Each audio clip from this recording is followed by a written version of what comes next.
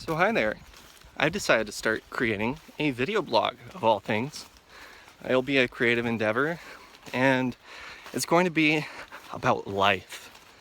All of those things that are contained within life and what kind of philosophy or science is involved to have a good life, to start creating your life, to have this life, and more or less about what I've discovered in life so far in this first quarter century that I've lived. So here I am in rural Manitoba in Riding Mountain National Park, and my name's Lyndon, by the way. We're gonna be walking and talking, and yeah, I hope you enjoy this video cast, podcast, whatever you're listening to it on. And I'll just, I guess I'll jump right in. So I imagine that as time goes on, I'll create different topics for different videos, and you might be interested in bouncing some topic ideas off me, and I'll talk about them, sort of have an intelligent discourse on the topic, and I'll give you some food for thought, and you can find some links down below in order to, get some additional reading in, and maybe do some meditations on it, and be able to introspectively find something new about yourself, about the world, about the wonderful universe in which we live. And I hope this journey for me is as rich as it is for you. So I decided to start creating this on the fly here. I've been hiking along for the last couple hours on this trail, and I've only got about an hour left, another 3 kilometers. It's a place called Moon Lake out here in Manitoba. And that sort of gave me the idea of something. On one hand, there's something spiritual about a place being called Moon Lake, right? There's something intrinsically connects us on Earth to the celestial bodies that rotate around us and that, are influenced by forces at work that are larger than us, make us feel small and maybe insignificant and maybe important at the same time. I know Neale deGrasse Tyson has this quote where he talks about us being made of the dust from the stars, which is, true in a lot of ways, and I think it's a great way to look at the world in which we live and have wonder. Albert Einstein once said that you can live your life as 2 ways. One, to see as if nothing is a miracle, and the other as if everything is a miracle. And so I'd rather live my life as a latter. A lot of people prefer the former, and maybe I'm not a realist, maybe I'm an optimist, maybe you are, maybe you're not, but I think we all have a choice in life, right? We all have that choice to become somebody larger than we are, or to realize that we all are small and insignificant, and so we must play a part in the grander scheme in order to give charitable works or to participate in others in meaningful interactions, right? To be who we are is not just a question of the moment, but it's also a question of our lifetimes, right? And so there's many things to think about there. Just take a moment to enjoy the scenery out here. It's pretty beautiful.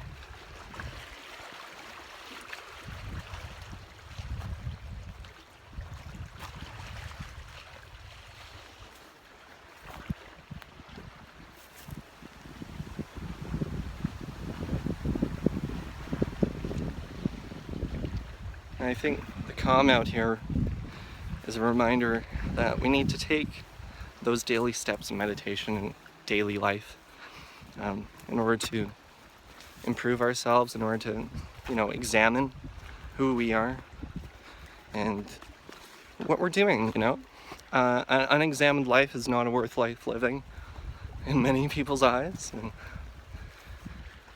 it's nice to sit back and think about, who we are.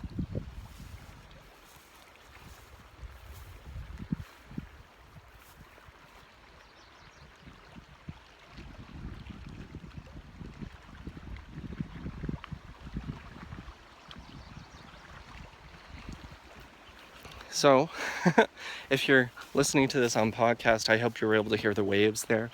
It's very nice sort of shoreline, just very calm.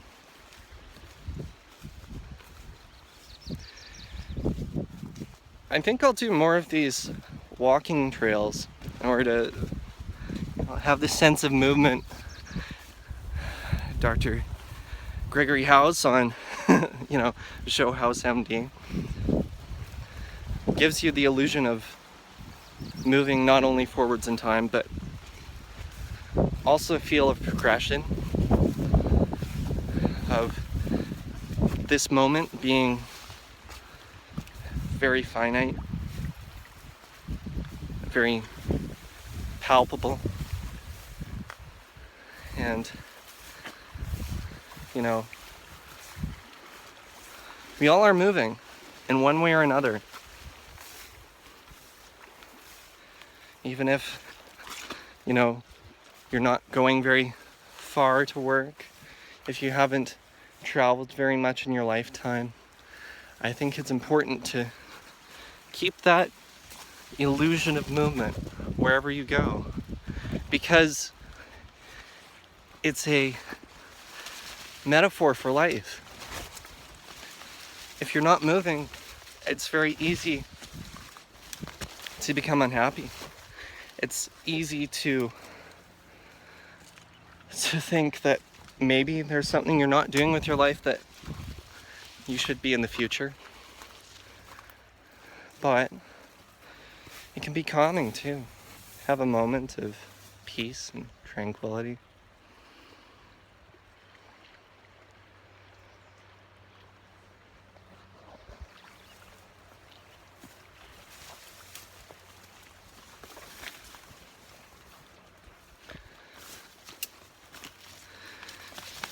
So today is Sunday, it's June here.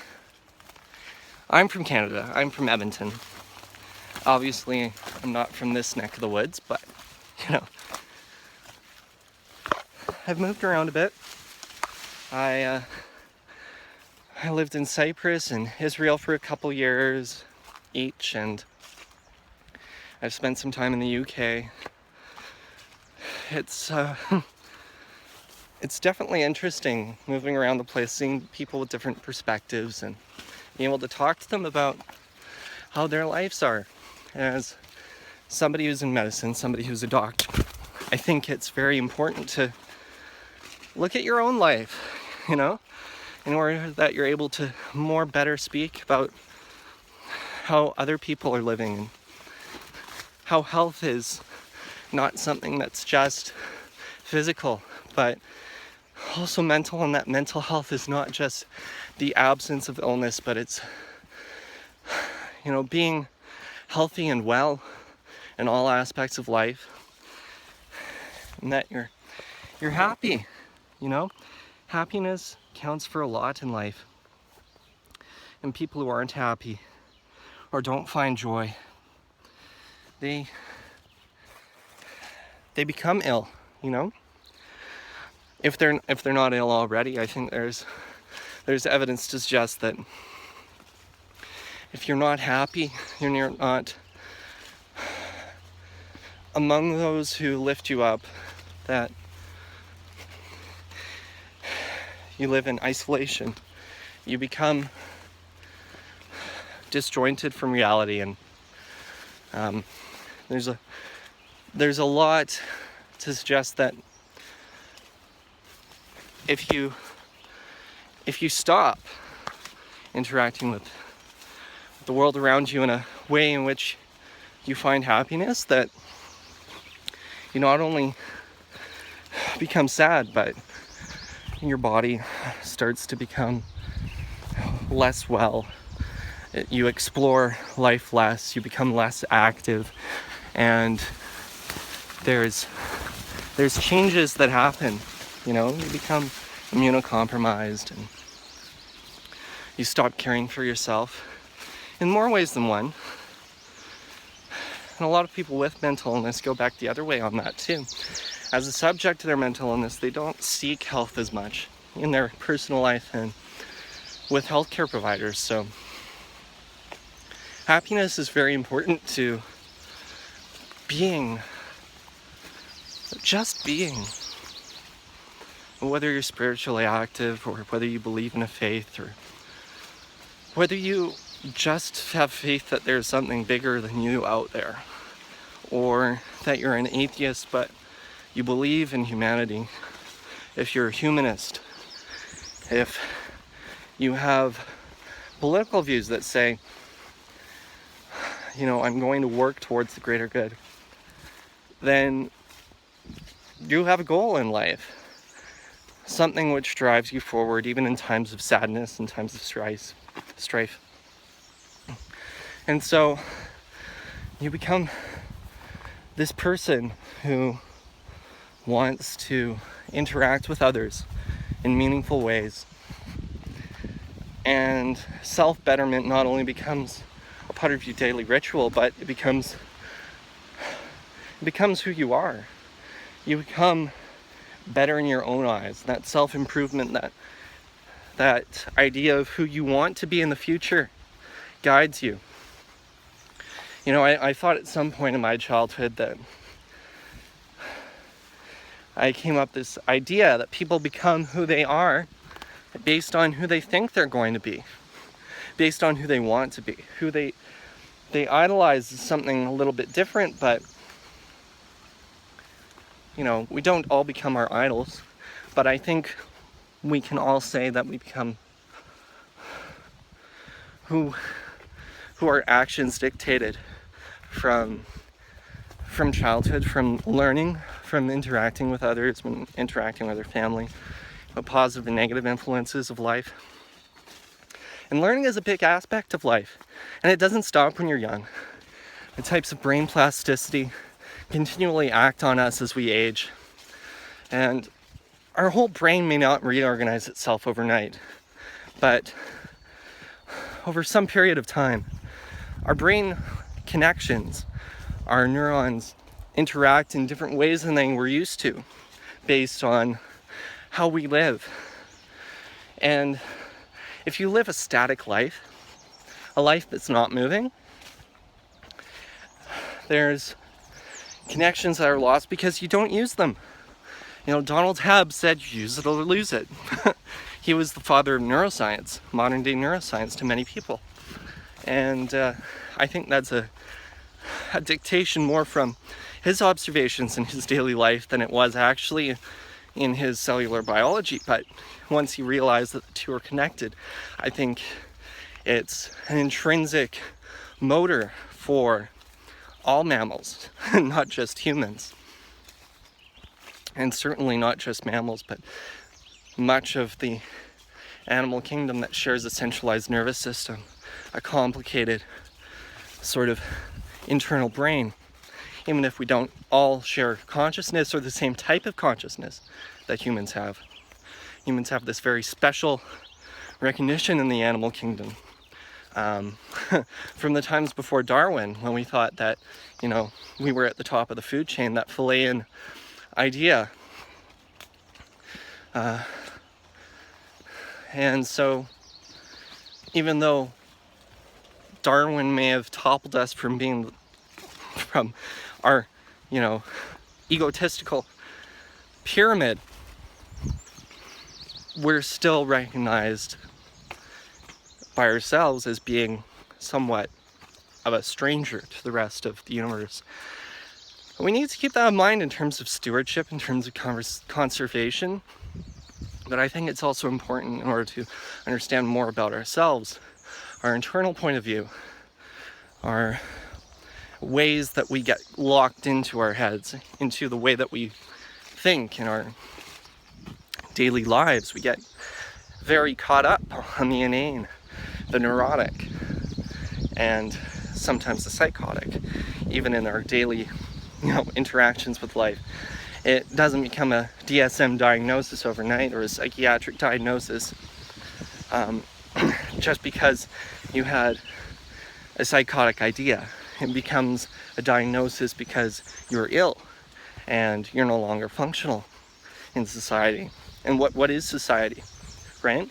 There are these multifaceted participles in which we operate as people, as humans, as cultural beings with psyches and social ideals, which we sometimes recognize, but it takes an extra level to metacognate over that, to realize that there is something bigger than us, to realize that, you know, we may not be pawns in a play, but we're certainly individually not very strong, right?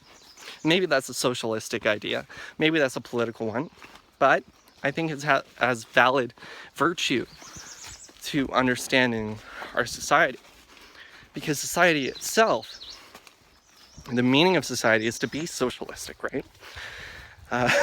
You can look at the Smurfs cartoon, right? And understand that even though some of the things that they do is very communal, they're very tribal. And that's where we came from as humans. You know, evolutionarily speaking, you can talk about maybe tribes were not the beginning of humanity. But I think it's a very strong argument for how we live today, how we're based off tribalism, of being enemies with foreign states that are close by, being interested in the sports, the recreation of being united against a common front. And we see that today in football, in rugby, organized sport. People get very upset at times. They riot, right? And they hurt other people because they no longer see them as being human. They see them as being the other. And our relationship with the other as humans is difficult, because we do feel a huge sense of self. And the diminution of the self, as in East Indian spiritualism, East Indian philosophy, is associated with the betterment of society as a whole, and perhaps our evolution as a species towards something that's going to withhold further generations, rather than, you know, nuclear warfare and civil strife, in which we have the mutual assurance of destruction if one side is put against the other in an infinite cause towards the desolation of this world, right? Which is not optimistic, it's definitely a pessimistic worldview, but it's definitely possible. And people are living with this every day, right? It may not be this country, in this beautiful country of Canada, but in Israel at least, it was a very real thing to have that presence every day of, you know, there's this self and there's this other. And there's definitely another conversation to be had about that. And so that sort of brings us back to philosophy. We talk about Albert Camus, and we talk about the greasers and the Socs and Pulp Fiction, and there's many realities by which people live by. But I think in many of those, or most of those, there's this need to find the other to pit yourself against. This is how competitiveness is waged. This is how capitalism is waged. This is how people retire. This is how people make their retirement service plans, right? Because the socialism of the society should not support them according to the morals of some people's votes. To support an aging generation, for instance, to support a minimum working retirement age. And what is retirement these days? I think many people are going into retirement because of the increased life expectancy, worried that they're not going to have enough money with inflation by the end of their pension, before the end of the services that they need to maintain their well-being with. And in a country, in a society in which you have socialized healthcare, it becomes a real question of when people stop supporting themselves, stop being healthy about themselves with the amount of money that they have, then that falls back onto society. So do we prevent this, even in people who have not worked towards a pension? Or is that their own undoing as people, as sentient beings, in order to understand and think about their futures? And are some people not capable of thinking about their futures in a refined and intuitive manner in which they're able to maintain their own health? And then that becomes a problem more about education, or is it more about learning disability? When we talk about the gap between the top 1% and the bottom 1%, and we talk about the geniuses that are undiscovered because they live in the bottom 1%. And what is the bottom 1%? Is it just money? Or is it also where you were born? And so we talk about, the intrinsically disadvantaged, not only at home but worldwide. Like, you're lucky to be born in a first world country with a GDP over so many millions of dollars, and you're lucky to be born in a family that makes more than $1 a day. And so when it comes down to it, is it more about probability, or is it more about what you feed into your own life? This idea of privilege, of self-motivation, about self-realization in order to propel yourself through life? Is it more about your ancestors than you? And at one point, does it become about you, and is it more about the grand scheme of things, about your children and your genetic background? We see people who have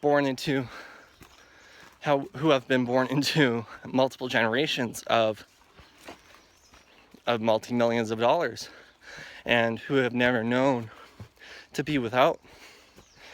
Running for presidency or candidacy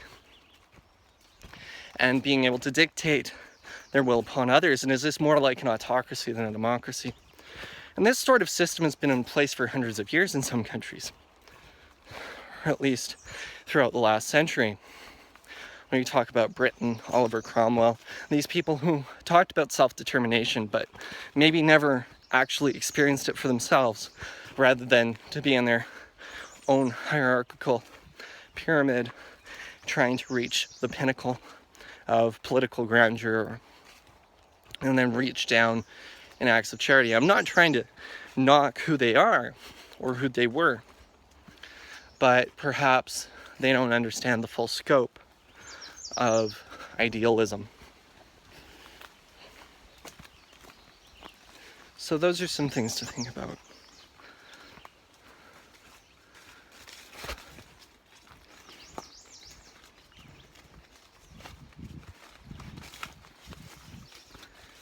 We all have moments in our lives when we introspect and we think more than others.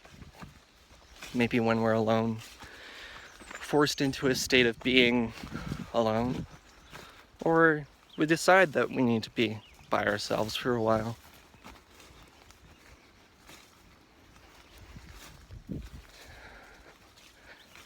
And we come to bigger realizations that there are works at play.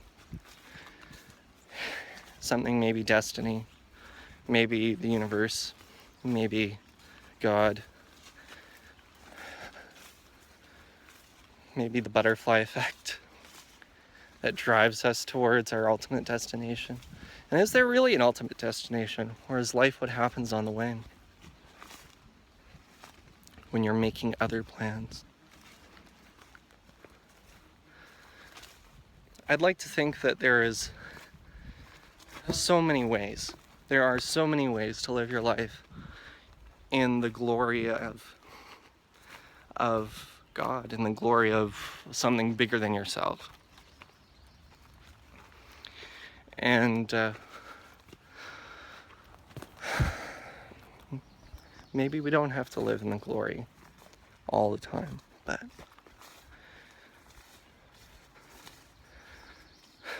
it becomes you after examination, after trying. So many spiritual people, so many spiritual leaders and saints spent the majority of their time alone as monks or as recluse, as people who never saw civilization or society, and detached themselves from the sense of self, of ego, and became better for it, and maybe had insight in which we don't. Living in society inundated by advertisement, by messages that are in many ways within and without the society, of being not only a product of civilization but a mechanical automaton. This idea that came about in the 60s, or gained notoriety in the 60s after oligarchical fiction was written, H.G. Wells or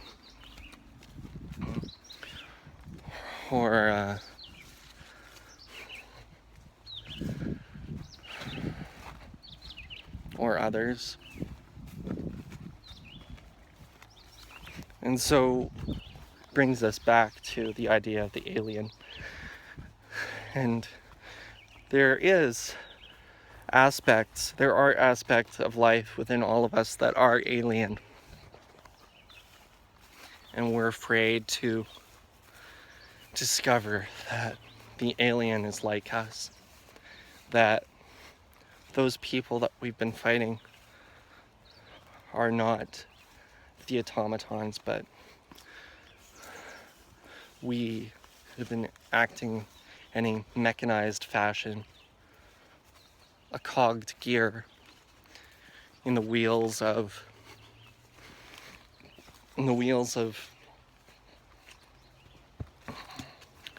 some other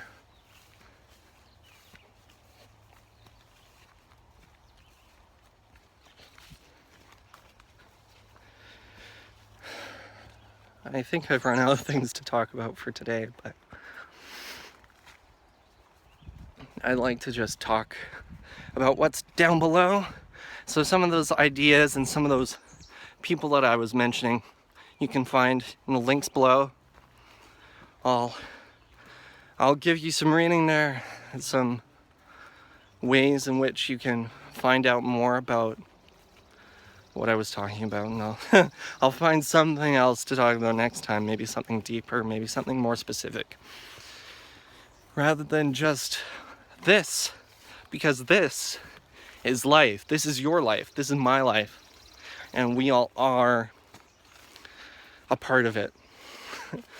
And if you want me to be part of your daily, please subscribe, hit that like button, and I'll talk to you later.